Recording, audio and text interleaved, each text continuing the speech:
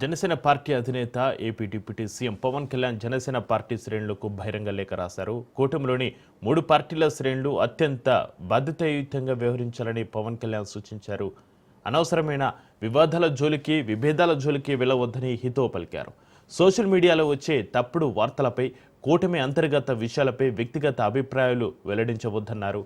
ప్రజలు అందించిన ఈ విజయాన్ని బాధ్యతగా భావిస్తున్నామన్నారు. సార్వత్రిక ఎన్నికల్లో జనసేన, టీడీపీ, బీజేపీలతో కూడిన ఎన్డీఏ కూటమి సాధించిన అద్వితీయమైన ఘన విజయం చారిత్రాత్మకమని పేర్కొన్నారు పవన్ కళ్యాణ్.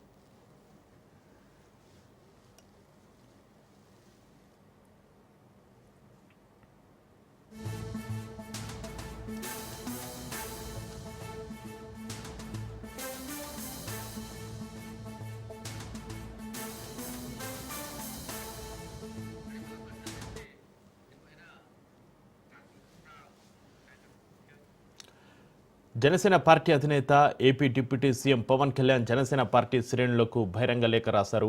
కూటమిలోని 3 పార్టీల శ్రేణులు అత్యంత బాధ్యతాయుతంగా వ్యవహరించాలని పవన్ కళ్యాణ్ సూచించారు. అనవసరమైన వివాదాల జోలికి, విభేదాల జోలికి వెళ్లవద్దని హితవు పలికారు.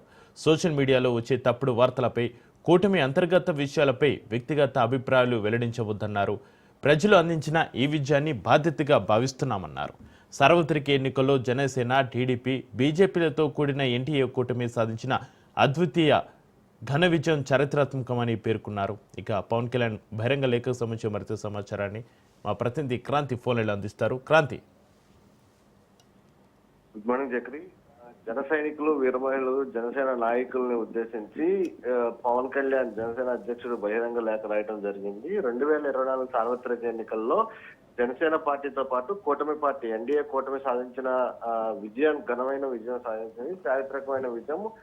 ఆంధ్ర రాష్ట్రంలో ఎప్పుడూ ఎన్నడూ లేని విధంగా ప్రజలు కూటమికి పట్టం కట్టారు. కాబట్టి ప్రజల ఆశల్ని అందరూ కూడా ఎవరు ఎలాంటి గత 5 ఏళ్ల వైసీపీ నిరంకుశ పాలన పైన, పాలకుల అవినీతి పైన, సంఘ విద్రోహ చర్యల పైన, చట్టసభల్లో వారు చేసిన జోత్సాహకరమైన వ్యవహార శైలి పైన ప్రజలు విరక్తి చెందటం వల్లే ఈ రకమైన ఘన విజయాన్ని ఎన్డీఏ కూటమికి కట్టబెడతం జరిగింది. కాబట్టి ఇవన్నీ కూడా దృష్టిలో ఉంచుకుని ఎవరు ఎలాంటి వ్యక్తిగతమైన వ్యాఖ్యలు చేయకూడదు. ఎన్డీఏ కూటమికి పొత్తు ధర్మానికి తూట్లు పొడిచేలాగా ఎవరు కూడా వ్యక్తిగతంగా వ్యాఖ్యలు చేయొద్దంటూ కూడా లేఖలో పవన్ కళ్యాణ్ స్పష్టంగా తెలపడం జరిగింది. ఇక రాష్ట్రాన్ని తిరోగమన పాలు చేసి అప్పుల ఆంధ్రప్రదేశ్ గా మార్చడం పైగా విసుగు చెంది రాష్ట్ర ప్రజలు సుస్థిరమైన ప్రభుత్వం కోసం, స్థిరమైన నాయకత్వం కోసం రాష్ట్ర పరిపాలనని, అభివృద్ధిని గాడిలో పెట్టేందుకే అనుభవం కలిగిన పాలనని, భావితరాల భవిష్యత్తు గురించి ఆలోచించే నాయకుల్ని కలిసి రావడంతోనే కూటమిపై నమ్మకంతో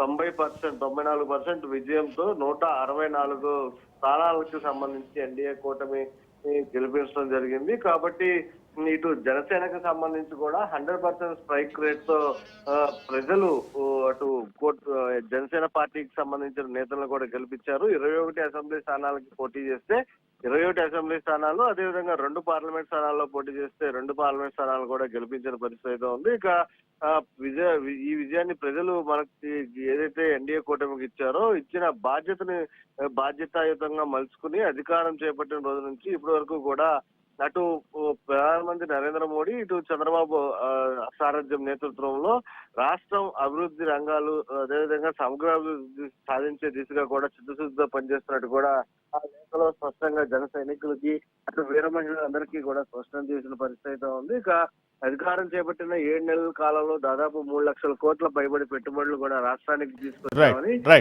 కాబట్టి రాబోయే రోజుల్లో పూర్తి స్థాయిలో ఎవరు ఎలాంటి వ్యక్తిగత వ్యాఖ్యలు చేయొద్దు.